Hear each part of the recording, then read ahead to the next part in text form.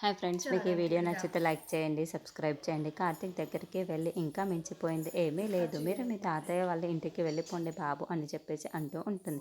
ఆ మాటలు వినగానే అక్కడున్న కార్తీక్ మాత్రం దీప భుజాల మీద చేతులు వేసి, నువ్వు నా భార్యవి దీపాన్ని నువ్వు వదిలి ఎలా వెళ్ళను చెప్పు, నువ్వంటే నాకు ఎంత ఇష్టమో తెలుసా అని చెప్పేసి అంటూ ఉంటాడు. ఆ మాటలు వినగానే అక్కడున్న దీప అయితే ఒక్కసారిగా షాక్ అయిపోయి కార్తీక్ వైపుకు చూస్తూ ఉండిపోతుంది. ఇంతలో అక్కడున్న కార్తీక్ మాత్రం, ఏంటి దీప నువ్వేం మాట్లాడుతున్నావు, నీ మెడలో తాళి కట్టి నిన్ను విడిపించుకోవడానికా, నిన్ను వదిలేయడానికా?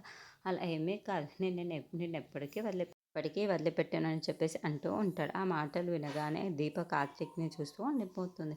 ఇంతలో అక్కడున్న దీప అయితే, ఏంటి బాబు మీరేం మాట్లాడుతున్నారు, నన్ను నాలాగా ఉండనివ్వండి, మీరు వెళ్ళిపోండి, మీరందరూ సంతోషంగా ఉండండి.